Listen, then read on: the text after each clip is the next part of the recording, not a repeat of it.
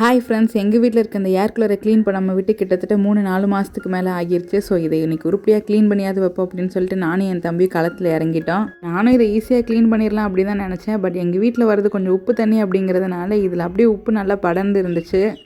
நானும் என்னால் எவ்வளோ தேய்க்க முடியுமோ அந்தளவுக்கு தேய்ச்சி எடுத்துகிட்டு இருந்தேன். இந்த ஃபேன்லாம் பார்த்திங்கன்னா ரொம்ப அழுக்காக இருந்துச்சு. ஸோ இதையும் தொடச்சி விட்டுறலாம் அப்படின்னு சொல்லிட்டு தொடச்சிட்டு இருந்தோம்.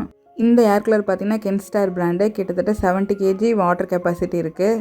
கீழே இருக்க இந்த வாட்டர் பம்பு பார்த்திங்கன்னா தண்ணிக்குள்ளே இருக்கிறனால இதுலேயும் உப்பு படர்ந்துருக்குமோ அப்படின்னு சொல்லிட்டு எதுக்கும் ஓப்பன் பண்ணி பார்ப்போம் அப்படின்னு ஓப்பன் பண்ணி பார்த்துட்டு இருந்தோம். அந்த ஓப்பன் பண்ணி பார்க்குறப்ப தான் தெரிஞ்சது அதுலேயும் நல்லா உப்பு படர்ந்து இருந்துச்சு.